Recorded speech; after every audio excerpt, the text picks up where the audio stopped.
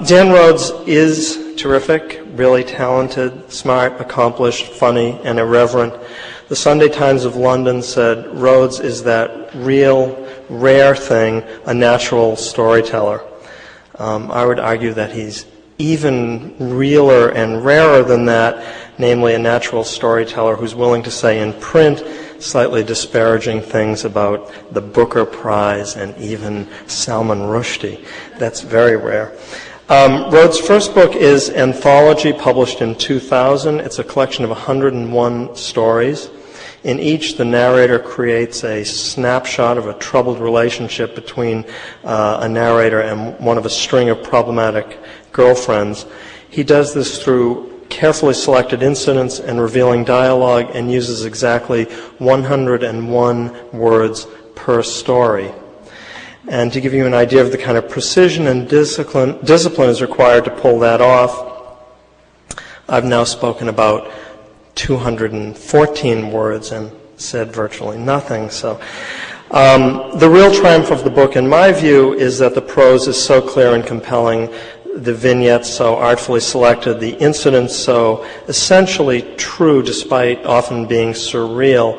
You forget the device while reading it and only marvel at the how did he do that aspect of it after the fact. His second book is called Don't Tell Me the Truth About Love, and in it the author does, of course, tell many truths about love, this time in much longer stories. In fact, one of Rhodes' distinguishing and to me most appealing traits is his willingness to confront in all of what he writes the longing after, search for, importance of, in all lives, human and otherwise, love. To take a big risk in this century, which is to deal with real feelings. He was born and educated in England and now lives outside of London. He has worked on a farm and taught English in Saigon. Before the publication of his first novel, the international success Timoleon Vieta Come Home, A Sentimental Journey, he announced that he planned never to write again. Apparently not believing him, or perhaps hoping to persuade him to rethink his plans, iGranta named him in 2003 one of the 20 best writers under 40. The novel won the Quality Paperback Book Club News New Voices Award and was described in the New York Times as sad, funny, and often riveting. And Michiko Kakutani praised its anomalous blend of humor, heartfelt emotion, and old-fashioned storytelling verve. Please join me in welcoming to Boston a man The Guardian in London described as the best new writer in Britain, Dan Rhodes.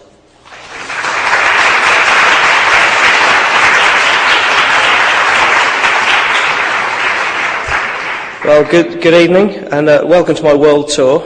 And I mean, this really is actually my world tour. This one date here, and so because it's such a one-off, I was wondering what to read tonight. And my first plan was to read all of my books all the way through, which I thought would be quite good fun. It'd be like a reality TV show, and I'd sort of have a little bet with myself about who would be the last people in here. But I can't really do that because apparently the caretaker starts getting grumpy around 3 o'clock in the morning if there are still people here. And I've also been told that most of you are probably going to be going on to the Phil Collins concert tonight as well. So I'll try and keep things fairly swift. Was anyone here the last time I read in Boston? None of you at all. So you didn't see me humiliate myself quite horribly. That's good. It was a funny old reading that night, and I was in something of a mood, and I just before the reading I went through my books and I selected the most bitter passages I possibly could, and just stood on stage and just ranted and raved for half an hour. And I read stories like, Stephen mentioned Anthropology, my first book, and I read stories like this. This is called Trick. My girlfriend told me she'd been the victim of nature's cruelest trick, that although born male, she had always felt female. She said she'd started dressing in women's clothes at the age of 17 and 3 years later had undergone the necessary surgery. I was stunned, but told her that I loved her first and foremost as a person and that I'd give her all the emotional support she needed. She looked horrified. She'd only been joking. She left me. She said she was going to find a real man, not some queer little gay boy like me. But since then, I've had a run of good luck.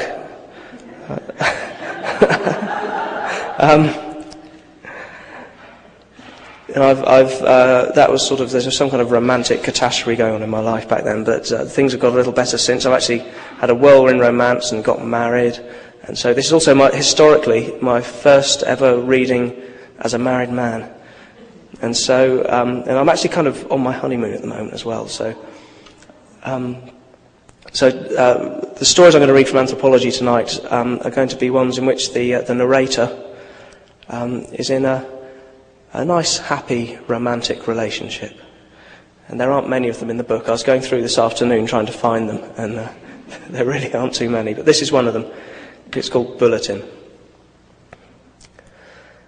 My girlfriend is so lovely that I can't help feeling sorry for all her ex-boyfriends. I'm sure they must spend all their time thinking about her and wondering what she could be up to. So every month I send them a bulletin detailing all the pretty things she's said and done. Sometimes I enclose a discarded pair of tights or the stub of an eyebrow pencil. I feel I should do everything I can to make up for them having lost a girl with such soft brown hair and whose feet are so small you can hardly see them.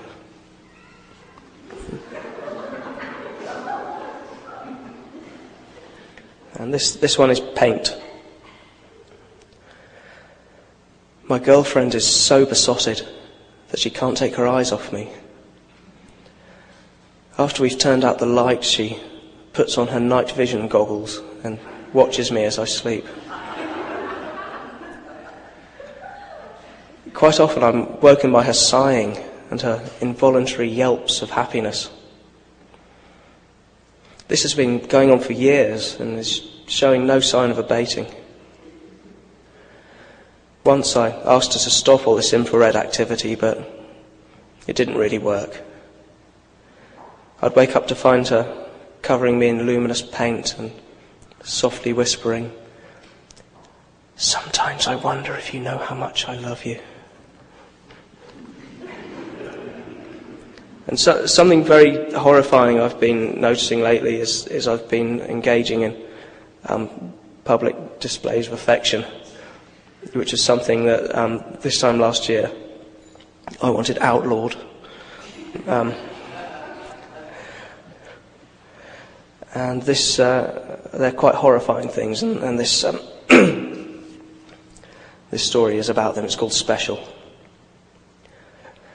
My beautiful girlfriend and I are so at ease with our relationship that we feel perfectly happy to hold hands and kiss in public. When we see a person who looks a little lonely, we'll walk past them with our arms around each other, gazing contentedly into each other's eyes. If they don't notice us at first, we'll go back and stand directly in front of them, kissing passionately, sighing and touching each other's bodies in the way only lovers can. It's so important for these people to see just how perfect life can be once you've found that special someone.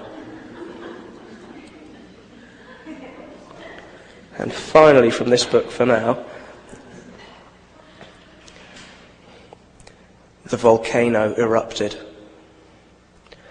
Wanting our love to be preserved forever, we stood outside and started kissing.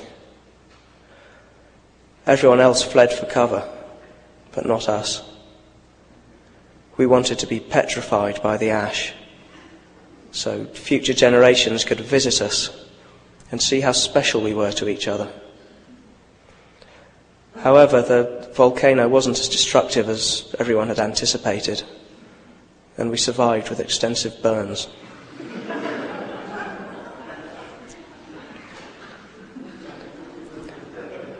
Even so, people come to look at us and to marvel at our devotion.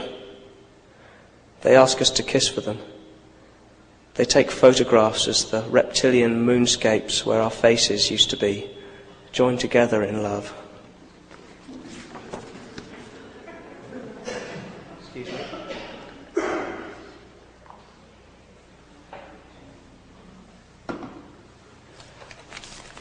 I was invited to read here probably 2 or 3 months ago, and I thought it'd be a fun thing to do, and agreed. And then I went to look at my page on Amazon, the online bookseller, to see how I was being received by the American amateur book reviewing public, and found the book at something like number 2 million on the Amazon charts, and being described by a reader from Minnesota as crapola.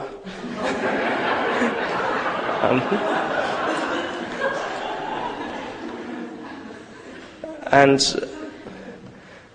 there's another reader who said that after finishing this book, she stuffed it in the toilet and tore it into pieces.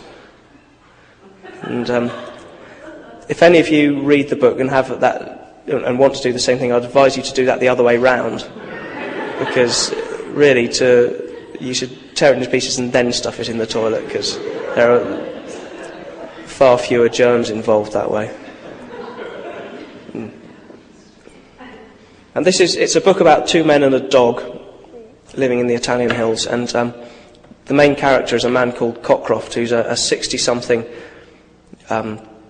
disgraced former conductor of a London pops orchestra, who's no longer working and just living in the hills on his own, with taking the occasional lover and taking in the occasional dog as well. And I should warn you that in the great tradition of English writers, it mentions penises. I'm thinking of D.H. Lawrence in particular. So brace yourselves. And also, if my pronunciation of the dog's name wavers a little bit, that's because I don't really know how it's supposed to be pronounced. Sometimes I pronounce it Timoleon Vieta, sometimes Timoleon Vieta, and, well, all other possible pronunciations too, so here goes. Timoleon Vieta was the 4th dog Cockroft had owned in the 15 years he'd been at the old stone farmhouse. He had lost the other 3. The first, a red setter, had reacted badly to some pills and died in his arms of thrombosis at the age of 17 months. The second, a Dalmatian, he had killed in a rage. His then boyfriend, a middle-aged Austrian music publisher whose name had slipped from memory but whose big grey moustache and fierce hooded eyes lingered on, had just announced that he was going to sleep in the spare room that night, and that Cockroft could suck his own stupid penis for a change. This had been the culmination of hours of bickering, and Cockroft had hurled a heavy glass ashtray across the room. He'd never meant to hit Jürgen, or Fritz, or whatever his name was, but merely to register his fury. It had, after all, been the Austrian's favourite ashtray, and its destruction would have been an incredible blow to him. It had carried a picture of a foaming stein, and he'd loved it so much he'd brought it with him all the way from Klagenfurt. It hit the ceiling and crashed down onto the Dalmatian's head, fracturing its skull. The Austrian drove away the next day, taking his unaccountably unscarred ashtray with him, though they'd started by talking so romantically of blood tests and joint accounts. It had run its course in less than 6 weeks. The other dog, a Samoyed, had simply vanished. Cockroft remembered somebody telling him that the Italians secretly ate dogs, but he tried not to think about it. He preferred to think of her being gently picked up by a breeze and blown back to the Arctic Circle like a little cloud. Unable to face any more such heartache, Cockroft had decided never to own another dog. But the house seemed lonely without one, particularly during the long months he spent living alone, so when Timoleon Vieta had arrived, 4 years almost to the week after the disappearance of the Samoyed, it was as if the stork had brought him. He became the centre of Cockroft's world and was lavished with food, comfort, attention and love. And in return, Timoleon Vieta stayed with him, largely going about his business on his own, but occasionally returning to his master's side, wagging his tail and looking up at him, his head cocked to one side with those irresistible eyes. I think the dust jacket has finally died. This is my lucky dust jacket, so anything could happen from now on. And because I'm a complete bastard, obviously this happy scene between the old man and the dog doesn't last, and it's downhill all the way from there. They're joined at their little farmhouse by a man known only as the Bosnian, who's very obviously an unpleasant character, but Cockroft takes a shine to him and thinks he's in with a chance. And this is a scene where the two men they've left the dog in the car and they're sitting at a cafe in town.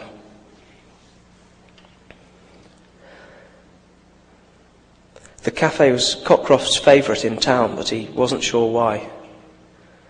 The staff never showed any signs of recognition when he arrived. They just served him with whatever it was he had asked for and took his money. He and the Bosnian took a table outside and ordered a pair of cappuccinos. The Bosnian smoked cheap cigarettes and the old man smoked cheap cigars. Neither of them spoke. An argument broke out on the other side of the street. Two men, both with pot bellies and moustaches, were shouting insults at each other and waving their arms. People walked by as though nothing unusual were happening. At this point I should point out that I already know that I have an appalling Bosnian accent, so there's no need to heckle. People walked by as though nothing unusual were happening. They're a very expressive race, the Italians, explained Cockroft. You know, they never fight. They use all their energy waving their arms around and shouting at each other, and they don't feel the need to fight one another. One of the men, who was wearing a blue shirt, started poking the chest of the other one, who was wearing a white shirt. There might be a bit of poking, conceded the old man, but that's all. It never gets serious. The white-shirted man answered these pokes with a punch so hard that it knocked the blue-shirted one to the ground. Blue shirt got up, clearly dazed, and rubbed his head. White shirt followed up on his success and landed another punch on blue shirt's face. Blood ran from blue shirt's nose, and this seemed to snap him back into life. In a moment, white shirt had been knocked to the ground and was being kicked in the belly over and over again. "Oh, really?" said Cockroft. "This is no way to behave." "I have not seen this for the long while," muttered the Bosnian. He seemed to be smiling, but the old man wasn't sure. "It is so beautiful." "How can you say that? It's awful. It's mindless violence." Cockroft had never been in a fight, not a real one with fists. Blue shirt had white shirt's hair in his hand and was knocking his head against a wall. But a fight between men is the most purest form of all conflict. It is simple and it is beautiful. It is perfect. But they have no dignity, these men. No what? No dignity. What means this word? This dignity. Well, said Cockroft. His mind went blank. It's difficult to explain, but you are using this word. I think you are knowing what it means if you are using it. Well, Cockroft thought for a moment. It means behaving yourself no matter what. Are you sure? Yes, and it means having self-control and not making an exhibition of yourself.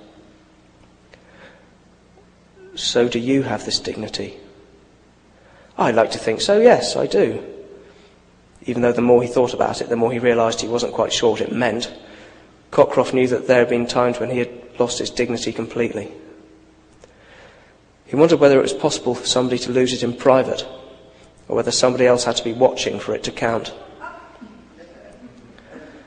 He wondered whether he had lost his dignity on the summer night he had spent doing the conga alone, wearing nothing but a paper hat from a Christmas cracker.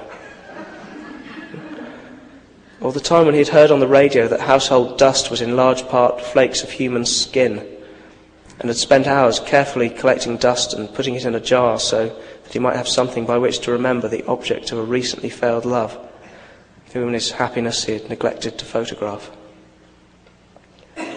He knew for certain he had lost it in 1976 when, during a particularly difficult time in his life, the police had caught him spraying ice-sucked cocks on a footbridge over a dual carriageway. And am I having this dignity also? Yes, I think you are. Cockroft had no idea. The conversation, in which they had both lost interest, ended. Their attention returned to the fight. After a couple more minutes of grappling, head-butting, kicking and pummeling, Blue Shirt walked away, leaving White Shirt lying still on the pavement. The Bosnian supposed that the fight had been about a girl. He was sure he'd seen the fire of love in the men's eyes. Excuse me, while I go through puberty.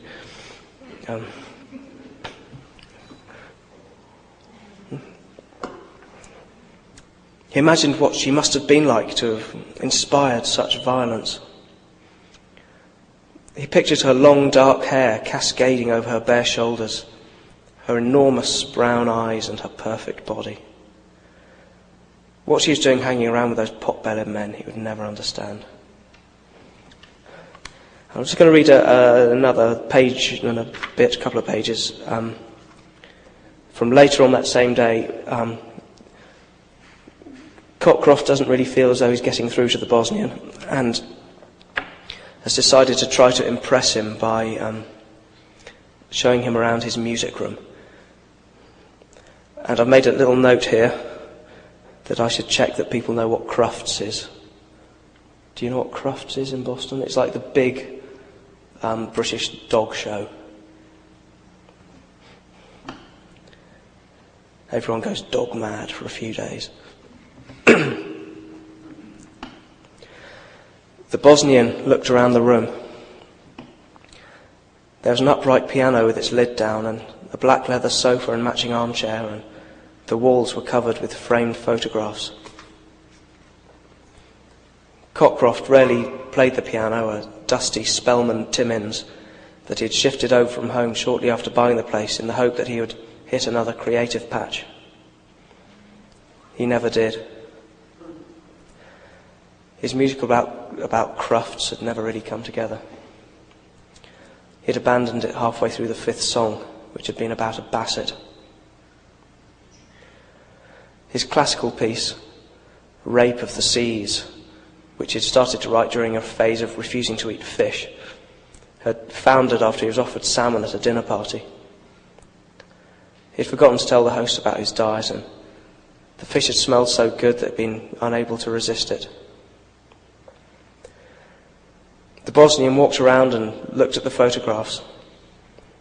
In the middle of them all was a big photograph of someone who's recognisably Cockroft in conversation with Paul McCartney. Cockroft, trying hard not to swell too obviously with pride, pointed at it. "McCartney," said the Bosnian. "Yes?" "He is coming from the wings." "Yes?" "I fucking hate the wings." The Bosnian sang, "We are sailing." "Yes, I think that was them." "Fucking shit." He curled his lip. "I suppose he's your good friend." "Ah, sorry, wrong voice." "I suppose he's your good friend." "Yes, he is. He's a lovely man. Cockroft had met him twice, in passing in Jane Asher's hallway in 1964 when he'd been on his way to meet her brother Peter to talk about the possibility of arranging some music for a flip side, and again when that picture had been taken in 1973. On their second meeting, they'd had a 30-second conversation in which Cockroft had reminded McCartney of their earlier encounter and commented on how Jane Asher's house had smelled of lovely cakes. McCartney had smiled politely, then moved away. A really super fellow, Paul. A charming man. A good friend.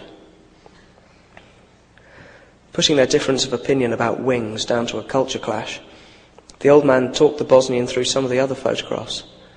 There was a younger Cockroft with a very young David Bowie, with a tired-looking Jimi Hendrix, and standing on the left of a group that included Sammy Davis Jr. A few of the photographs were formal shots in which Cockroft had a baton in his hand and was surrounded by men in matching blazers, clutching electric basses, drumsticks or violins. "I had my own little orchestra," he said, pointing at one of the pictures. "I was a band leader. I used to be on television all the time. I even made records. I'm very famous in my own country, you know," he said.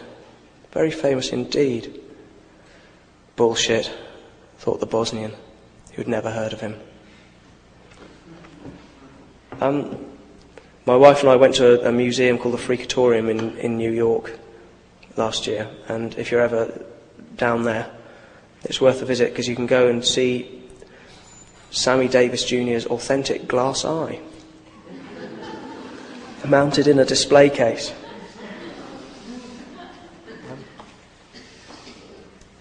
Now, I've completely lost track of time. I don't want to try your patience. But I've got time for a few more little bits and pieces. Okay, well, I know that it should all be about me, but I'm going to do a couple of cover versions. I'm going to introduce you, well, maybe not. Has anyone heard of Magnus Mills?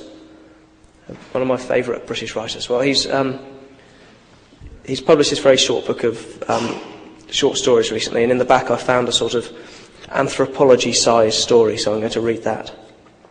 It's called The School of Hard Knocks.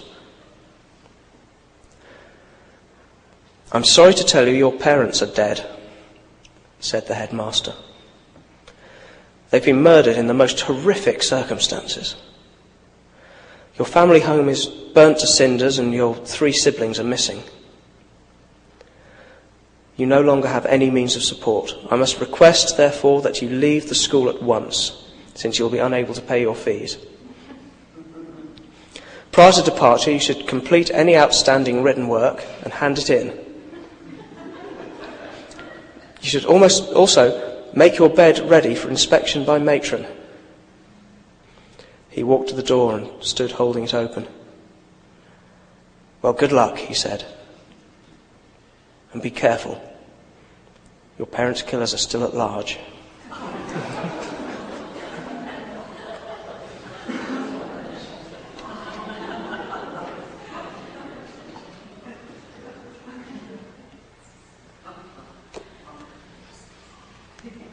And I was going to introduce you to the wonders of Simon Crump, but maybe this isn't the time.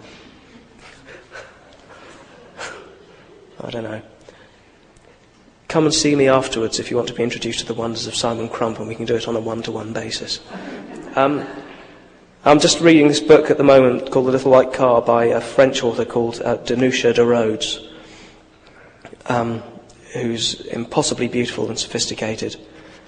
And I'm going to read a few pages from this book. And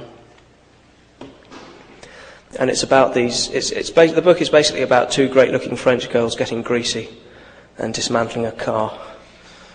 They're called Veronique, who is brunette, and Estelle, who is blonde.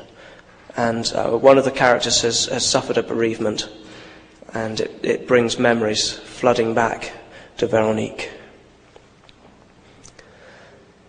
Veronique had once begun a romance with her upstairs neighbour just 2 days after his wife had dropped dead without warning at the age of 28. Capitalising on Veronique's sympathetic embrace, he began to make love to her with a passion she had never known. He flipped her into all kinds of extraordinary positions. He gasped, he sighed, and he yelped with the ecstasy of it all, and then, the moment it was over, he fell into her arms and, between sobs, told her all about how his wife's eyes had been the brownest he had ever seen, how her otherwise straight hair had curled at the nape of her neck, and how cruel the world was for having taken her away from him. Then, as soon as he was ready, and it didn't take very long, he started all over again, licking her nipples with an almost unbelievable fervour, quivering and squealing like a stuck pig. And when he was finished, he fell back into her arms and wept. This pattern continued, and after a week of it, Veronique was exhausted and decided that she had endured enough. After all, he was the one with the unbearable reality to escape from through sex, and she was starting to find the whole business pretty tiresome. Feeling too sorry for him to leave him on his own, she had handed him over to Estelle, who had been moping around after her latest razor-cheeked boyfriend had been deported back to Estonia, or wherever he'd come from.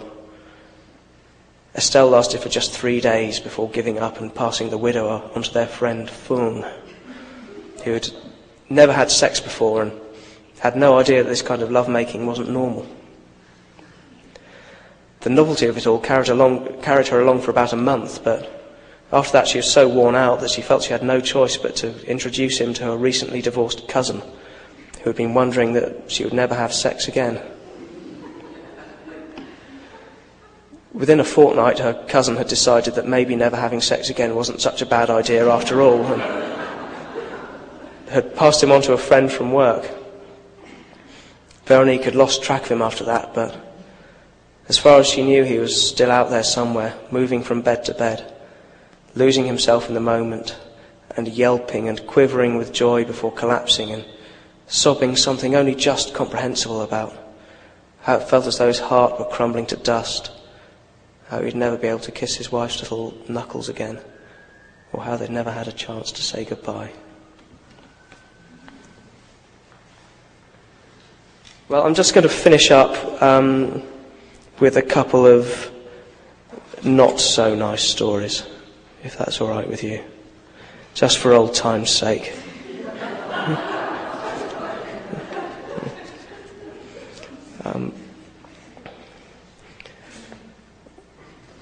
This is called Pieces. They kidnapped my girlfriend and asked for an awful lot of money before I'd even think about giving her back.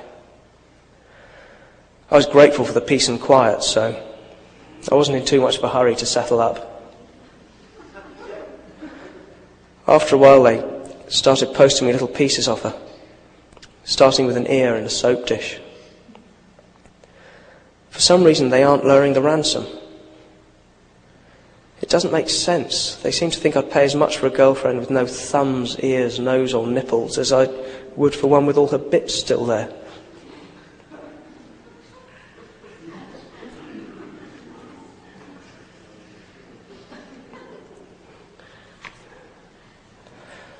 And finally, this is called Shipwreck. After the shipwreck, I was devastated and cried for weeks.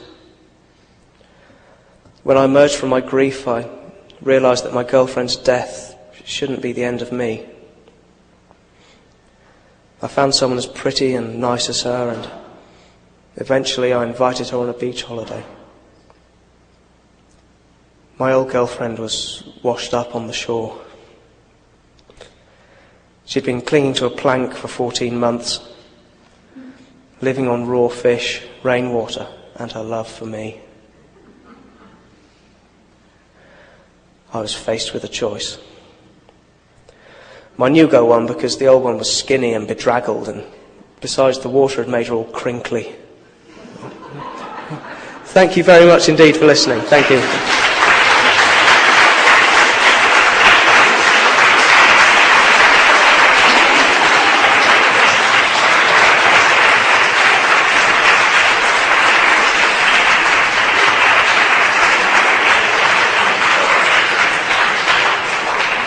Oh, and I almost forgot I was actually supposed to start a Q&A at that point, but we could either do a Q&A now, or you could just ask me questions in a slightly more informal way afterwards. How about that? Why don't we do that? Okay.